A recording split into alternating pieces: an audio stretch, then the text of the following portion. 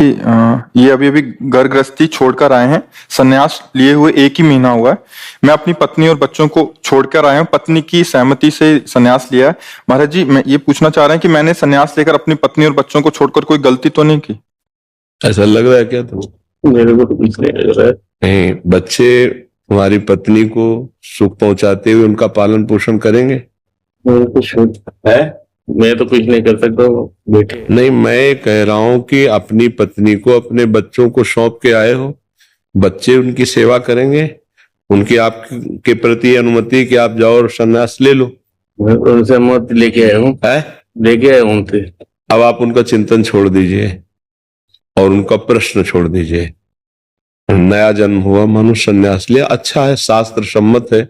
चौथी अवस्था में ऐसा है कि यदि पत्नी साथ चले तो उसको, यदि वो नहीं चलना चाहती उससे अनुमति लेकर उसकी व्यवस्था करके भगवान के मार्ग में जाया जा सकता है।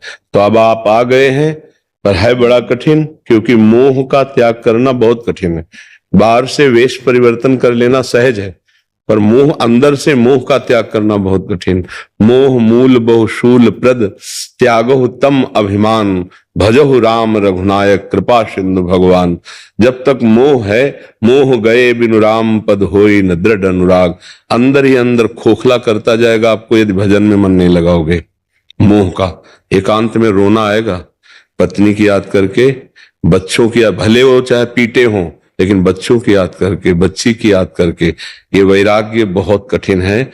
अंदर से संभाल लो, नाम जप करो तो समझ जाओगे। नहीं, महीना 2 महीना 4 महीना में उनको देखने की इच्छा होगी, फोन से बात करने की इच्छा होगी, मिलने की इच्छा होगी, सब किया करा मिट्टी हो जाएगा। हमारी स्पष्ट बात समझ रहे ला? प्रथम कॉलेज में अभी स्टूडेंट हो इस मार्ग में, तो इसलिए ये खोखला कर देगा अंदर, ये यदि नाम जप नहीं चलेगा तो। और नाम जब चलाया और भगवान का आश्रय, सोच लिया कि मेरी दृष्टि में सब खत्म, अब मेरा कोई नहीं, न कोई पत्नी, न कोई पुत्र, कोई मतलब, ये भेष धरने के बाद अब कोई नहीं। अनुमति तक सबका था, अनुमति के बाद फिर नहीं। इसके बाद सूचना आती है तो आप व्यथित हो जाते हैं, तो आप फिर वो समझ लीजिए न व्यवहार के रह गए न परमार्थ के रह गए। ऐसे न वैसे रहे मजरेडो, पाछलियो जो करी निर्भाषित। नहीं, अब मृत्यु का वरण करो और शांत भाव से निरंतर नाम जप करो। चाहे जितना कष्ट आवे विचलित मत हो, सुख सुविधा का भोग मत करो, सब भोग लिए हो, सब भोग लिए, असुविधा से भजन करो। ब्रजवासियों की टूक मांग के खाओ, वृद्ध शरीर है, सब्जी आदि की व्यवस्था कर लो और एकांत सेवन करो, तो भजन में रुचि हो जाएगी। भजन में रुचि नहीं हो, अगर भंडारा और व्यवहार में फंसे तो मोह को नहीं रोक सकते। 50 वर्ष का अनुभव वो आपको खा जाएगा, वे नाटक रह जाएगा। और 10, 20, 50 हजार इधर से कमा के उधर भेज ही दिया करोगे, इसके बाद नरक जाओगे। हमारी बात स्पष्ट है। वैराग्य का मतलब होता मर गया नहीं। अब हमारे परिचय में केवल प्रिया प्रीतम और भगवान के सब स्वरूप में। अगर ये कड़ाई नहीं रखी ना, तो ढोल के भीतर पोल मिलेगा। खूब अनुभव की बात कहते हैं। 5-5 रुपया 100 रुपया जोड़ोगे, बाद में वहीं दे आओगे, इससे बहुत बड़ी हानि हो जाएगी। अब नहीं, आपका कर्तव्य है। जैसे हम बात कर रहे हैं ना, तो आपके अंदर की जो हिम्मत है वो मजबूत होनी चाहिए, टूटनी नहीं चाहिए, इसलिए बात कर रहे हैं। तो हमें ऐसा आपके आंखों से लग नहीं रहा है कि आप, ऐसा लग रहा है कि कहीं टूट ना जाओ। नहीं टूटेगा। बंसी बट मेरी टूट जाएंगी, मेरी बंसी बट टूट जाएंगी फिर, और अब बंसी बट का मैं ही संभाल कर रहा हूँ। अब आप देख लो, संभाल बंसी वाले के चिंतन की कर ली, वहां भी ये चढ़ेगा। चढ़ता है, मैं नहीं लेता हूँ कुछ भी, संभाल गुरुजी को दे देता हूँ। बहुत, हाँ, संभल के रहला। अब आखिरी मंजिल अगर पार हो गए तो पार हो गए, लड़खड़ा गए तो गिर गए। बस हम मतलब वैराग्य के कारण बोले हम ऐसे नहीं। अब कैसे कहें, वो बहुत सावधानी से चलो तो निपट जाओगे। आखिरी मंजिल है। नाम मंत्र अंदर चलाते हो निरंतर। गुरु जी साथ में रहते मेरे, वो भी नहीं छोड़ते, अलग नहीं होते मेरे से। मैं जाता हूँ थोड़ा सा इधर उधर तो रोने बैठ जाते गुरु जी हमारे। समस्या है। समस्या है। अब कैसे है? हम बस अंदर से देखते रहो गुरु जी का स्वरूप क्या है, ये समझना बड़ा कठिन है। हमारी बात को शायद अभी आप- थोड़ा सा इधर थोड़ा सा निकल जाता हूँ, गुरु जी के हाथ से निकल जाते। चलो भगवान की कृपा है, गुरु प्रेम है, पर चलो नाम जप करो, नाम जप करो और भगवत विस्मरण ना होने पावे, आगे बढ़ो, ठीक है ना। हाँ, गुरु निरपेक्ष और चेला आसक्त, उल्टा है यहां। गुरु जानते हो परमार्थ का महारथी गुरु कैसा होता है? निरपेक्ष, अपेक्षा नहीं, आए की उज्जत नहीं, गए की तलाश नहीं, निरपेक्ष। और शिष्य आसक्त, चाहे गुरु का कितना भी प्रतिकूल स्वरूप हो जाए, प्राणपण से उनकी सेवा और उनका चिंतन। बहादुर बनो, आगे बढ़ो, नाम जप करो, गुरु सेवा में रहो और चिंतन को पकड़े रहना, चिंतन न छूटे। चिंतन छूटा तो समस्या, माया अभी तो अभी शुरुआत किया ना, माया प्रलोभन फेंकती है या भय फेंकती है। दो में कोई न कोई एक काम कर जाता है, अगर काम न कर पाया तो फिर भूमिका बदल जाएगी, फिर हृदय में स्थिति आ जाएगी। ठीक है, खूब नाम जप करो, भगवद आश्रित रहो और परिवार से अब ये सोचो मत कि अपराध बनाए कि नहीं, नहीं, कोई अपराध नहीं, क्योंकि भगवत मार्ग में आपने सम्यक व्यवस्था कर दी। अब पैसा मत भेजना, बाबागिरी का पैसा मत भेजना, नहीं तो दुर्गति हो जाएगी। ये जो बाबागिरी का पैसा अपने घर बेचते हैं ना, हाँ, बहुत बहुत बुरा घर का हाल भी होता है और बहुत बुरा उस संत का भी हाल होता है। क्योंकि जो दूसरे को द्वारा दिया हुआ है, ये साधु सेवा या गौ सेवा या भगवत सेवा के लिए, वो वहीं लगना चाहिए। अगर कहीं उसका दुरुपयोग हुआ तो हराम का नहीं है, खा जाएगा, ये बुद्धि भ्रष्ट कर देगा, गिरा देगा। 4 दिन में गुरुजी ने गादी दे दी वही पैसे की। ये पैसे जितने भी आते हैं मैं आटा पराने लेके आता हूँ। इतने भक्त लोग आते, 500-600 खुद बना के खिलाता हूँ। हाँ, ठीक है, ऐसे सेवा करो और खूब नाम। जी, प्रवीण सैनी जी, पंजाब। राधे राधे महाराज जी, आपके चरणों में कोटि कोटि प्रणाम।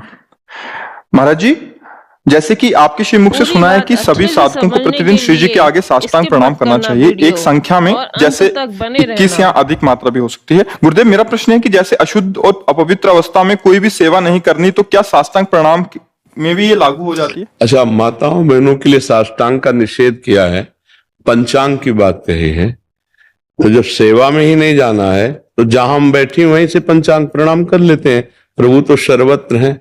शास्त्र शीर्षा पुरुषा शास्त्राक्षा शास्त्रपात सभूमि गुण सर्वतस्प्रत्वात दशांगुलम। भगवान सूक्ष्म से सूक्ष्म है, महान से भी महान है। कोई कण ऐसा नहीं जो भगवान ना हो, कोई दिशा ऐसी नहीं जहां भगवान ना हो। तो अपवित्र दशा में भगवान के मंदिर के सामने न जा करके, गृहस्थ धर्म की मर्यादा है 3 दिन तक जो है वो अपवित्रता का निर्वाह करना चाहिए, जो महीने में होता है माताओं बहनों। और जब वो पवित्र हो जाए तो फिर सेवा में जाए। तो 3 दिन तक पंचांग प्रणाम जहां अपने कमरे में वहीं से उसी दिशा को करे जिधर प्रभु विराजमान है। साष्टांग प्रणाम पुरुष शरीर के लिए है और पंचांग प्रणाम माताओं बहनों के लिए है। नरेंद्र पाल सिंह जी, राधे राधे महाराज जी। महाराज जी, मैंने भोले बाबा की कृपा से उनका मंदिर बनाया तथा भगवान शिव व मां पार्वती जी को जल लेकर माता पिता स्वीकार कर लिया। महाराज जी, भगवान शिव पार्वती को भगवान राधा कृष्ण सीताराम भगवान विष्णु लक्ष्मी के रूप में देखा जा सकता है, या आपको गुरु रूप में आपकी बात मानकर गुरु स्वीकार करना चाहता हूँ, जीवन कम है, तत्काल शिव पार्वती मंत्र का जप करूं या राधा राधा? महाराज जी, मेरे लिए क्या सही मार्ग है आगे का? तो शिव पार्वती में आसक्त हो, वो आगे बढ़ा देंगे। शिव पार्वती में आसक्त हो जाओ, फिर वो जब आपका ट्रांसफर करेंगे ना, तो वो करेंगे तो बहुत अच्छे ढंग से हो जाएगा। जैसे नरसिंह मेहता जी भगवान शिव में आसक्त हो गए तो भगवान शंकर उनको रास में प्रवेश दिला दिया। जैसे अपने जीवन में काशी विश्वनाथ जी में आसक्त हुए वो, तो हमको अगला मार्ग चयन नहीं करना, वो खुद हमें पहुंचा देंगे। एक होता है स्वयं से निर्णय करना और एक होता है भगवान की प्रेरणा से करना। जब भगवान की प्रेरणा होगी तो प्रश्न नहीं रहेगा, फिर सीधे आप बोलेंगे मुझे पूरा डिलीट होकर बैठा हूं, अब मुझे जो लिखना है सो लिख दो, मुझे ये मतलब नहीं कि आप क्या लिख रहे हो, बस ऐसे। वो होगा उनकी प्रेरणा। अभी है कि मैं उन्हीं में देख सकता हूं, समझ रहे हैं, तो उन्हीं में आसक्त होइए, वो आगे का मार्ग पुष्ट कर देंगे। अनन्य भाव से भगवान शंकर की उपासना करो, और भगवान त्रिपुरारी जी प्रसन्न हो जाते हैं, तो वो जिधर भेजना चाहे, सिया राम, राधे श्याम, जिधर भेजना चाहेंगे आपको भेज देंगे। आप निश्चिंत रहिए, परम कल्याण के मार्ग में लगे, जीवन बर्बाद तो हो नहीं रहा। वही भगवान शिव हैं, और आपको सच्ची कहें वही भगवान राम है, वही भगवान कृष्ण है। तत्व तो एक ही है ना, नाम रूप अलग अलग दिखाई दे रहे, तो आराधना जो करे उन प्रभु की करो। रसास्वादन में थोड़ा अलगाव है, रसास्वादन में अलगाव है, तत्व तो एक ही है। आप उनमें लगे रहिए, वो अपने आप मार्ग प्रशस्त कर देंगे। ठीक है। रमेश शर्मा जी, राधे राधे महाराज जी। महाराज जी, जब से आपका सत्संग सुन रहा हूं महाराज जी, मेरे अंदर काफी बदलाव आया है महाराज जी। फिर भी दूसरों के साथ द्वेष बार बार आ जाता है महाराज जी, इसे मैं तो अब द्वेष ना आवे किसका प्रश्न है? द्वेष ना आवे ऐसी स्थिति तो बहुत ऊंची स्थिति होती है। अद्वेष्टा सर्वभूतानां मैत्रः करुण एव च निर्ममो निरहंकारा सम दुखा सुखा सम, ये तो सिद्ध पुरुष की स्थिति होती है। अब हमको बचना है, जिससे हमारा द्वेष होता है हम मन से विचार करें कि इनके अंदर जो भगवान बैठे हैं, हम उनको प्यार करते हैं, उनको प्रणाम करते हैं, हम इसे मतलब नहीं रखेंगे। अब अंदर से जो जलन हो रही है उसको वाणी से ना बोलो तो उसका कोई पाप नहीं माना जाता और वो शांत हो जाती है। तो अब ऐसी स्थिति आ जाना कि अंदर हमारा किसी से द्वेष ही ना हो, ये तो बहुत ऊंची स्थिति है। तो इसलिए नाम जप करो, और जब किसी से द्वेष हो तो गुस्सा मत होइए, मौन धारण कीजिए और अंदर से प्रणाम करके हट जाइए, उससे मतलब मत रखिए, नहीं तो फिर क्रोध आ जाएगा। द्वेष से फिर क्रोध का, और क्रोध में फिर हम भूल जाते हैं क्या बोल रहे हैं, क्या करना चाहिए, फिर हमारे से अपराध बन सकता है। तो हम सबको सावधान रहना, इन्हीं की बात नहीं, ये सबके अंदर है। प्रतिकूलता में द्वेष हो ही जाता है, अनुकूलता में राग होता है, और प्रतिकूलता में द्वेष होता है, और ये दोनों बंधनकारी होते हैं। अनुकूलता और प्रतिकूलता, राग और द्वेष, ये दोनों बंधनकारी होते हैं। तो हम समतुलता को धारण करें, ना अनुकूल न प्रतिकूल, न राग न द्वेष, सम में मेरे प्रभु हैं। अनुकूल हुआ तो प्रभु दुलार कर रहे हैं, और प्रतिकूल हुआ तो हमारे प्रभु हम पर कृपा कर रहे हैं। कोई हमारा पाप है उसका नाश हो रहा है, जो हृदय में जलन हो रही है, जो ऐसा कटु व्यवहार कर रहा है, भगवान क्षमा करो, कृपा करो, और उससे दूर हो जाए, नया अपराध न करे, उससे लड़ाई झगड़ा करके अंदर का द्वेष जो है वो मिट जाएगा। पर वाणी से ना बोलो, और प्रक्रिया हमारी ऐसी कोई ना बनने पावे जो प्रतिक्रिया हो कि भाई अब हमको इसके प्रति ये करना है, ये करना है, ये ऐसा ना आने पावे, ऐसी कोई क्रिया ना होने पावे, वो द्वेष शांत हो जाएगा। और उत्तम बात है, जो आपसे ना बोले, आपसे द्वेष करे, आप उससे बोलो, प्यार से बोलो, वो आपका उपहास करेगा। और अगर आप ऐसा कर ले गए तो उनके अंदर जो बैठे हुए भगवान है वो आपको उन्नति कर दे, अध्यात्म की उन्नति। सहनशील, आशय उदार, धीरज सहित विवेकी, धैर्यवान, विवेकवान, सहनशील, और वो तो जलता ही रहेगा।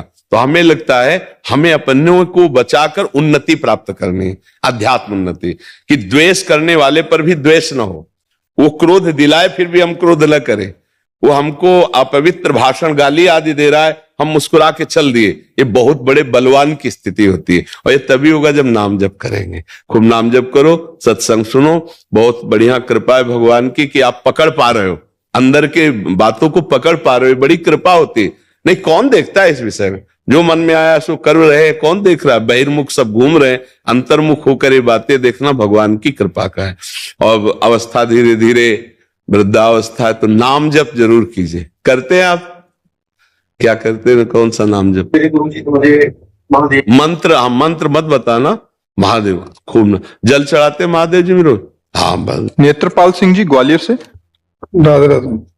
जय श्री राधे महाराज जी। महाराज जी, मैंने 2001 से भगवान गणेश जी की पूजा 5 साल तक की। उसके बाद हमें कोई एक स्वामी जी का नाम लिखा है कि दर्शन स्वप्न में हुए, और उन्हीं को अपना गुरु मानकर हमने 2006 से आर्मी में होने के बावजूद शिव मंत्र का लगातार जप किया। महाराज जी, मुझे स्वप्न में कई साधु महात्माओं के दर्शन होते थे, लेकिन कुछ समय से अब नहीं हो रहे। तो क्या कोई हमसे दोष बन गया है जो हमें समझ नहीं आ रहा, और मेरे अंदर समानता का भाव आता है, ऐसा लगता है कुछ है ही नहीं। कृपया, इनके अंदर ऐसा भाव आता है कुछ नहीं है, मतलब समानता सब एक ही है, शायद ये कहना चाह रहे हैं, वही है। हाँ तो कुछ है ही नहीं है, कहिए। बढ़िया, परेशानी क्या है फिर? नहीं, उसमें जो पहले मुझे संत महात्माओं के दर्शन हुआ करते थे महाराज जी, वो अभी नहीं होते हैं। कोई बात नहीं, तो मुझे लगा कुछ नहीं नहीं कोई बात नहीं, एक ही है। जब एक ही है, फिर जो दिखाई दे रहा है वो एक ही है, फिर प्रश्न उत्तर खत्म हो जाता है। जब ये अनुभव हो जाता है ना एक ही है, तो कोई प्रश्न नहीं रहता। और आगे बढ़ो, अभी एक की अनुभूति में आओ। हाँ, जिधर दृष्टि जाए चर अचर में, मत्ता परतरम नान्यत किंचित अस्ति धनंजय, मेरे सिवा कोई नहीं। उन्हें सब में भगवान के दर्शन करो। जो भी भाव बनाए, भगवान का जो भी भाव, स्त्री में, पुरुष में, बच्चे में, जड़ में, चैतन्य में, पापी में, पुण्यात्मा में, सब में। विद्या विनय संपन्ने ब्राह्मणे गविहस्तनी सुनीच सुपाके चा पंडिता समदर्शिना। सर्वत्र एक भगवान को जो देखता है, एक तत्व को देखता है, वो पंडित है, वो ज्ञानी है, वो महात्मा है। ऐसा श्री भगवान कह रहे हैं, वासुदेवा सर्वमिति सा महात्मा सुदुर्लभा। बहुत अच्छा है, वही परम सत्य है, उसी को प्राप्त करना है। तो उसी को सब जगह देखो, अपने में भी और बाहर भी, दूसरा कोई है नहीं, एक ही है। बड़े बड़े संतों को ये अनुभव, मीरा जी यही तो कह रहे, मेरे तो गिरधर गोपाल दूसरो न कोई, दूसरा है ही नहीं, बस गिरधर गोपाल दूसरो न कोई, कोई दूसरा है नहीं, सर्वत्र मेरा गिरधर गोपाल विराजमान है। समझ पा रहे हैं आप? हाँ, इसी में आनंदित रहिए और अपने भाव जन साधारण के बीच में व्यक्त ना करें, नहीं तो उपहास होगा, क्योंकि स्थिति को सबको पता नहीं रहता ना। और हर समय भगवत चिंतन करने का अभ्यास, मंत्र है जो है, गुरु मंत्र है, जो नाम है, उसको चिंतन करते रहिए और सर्वत्र समान भाव रखिए। दुख सुख में, मान अपमान में, निंदा स्तुति में, लाभ हानि में, अपने पराये में समान भाव रखते हुए, जीवन मृत्यु में भी समान भाव रखते हुए, तब वो एक तत्व को प्राप्त हो जाता है, वही मुक्त हो जाता है। ठीक है ना?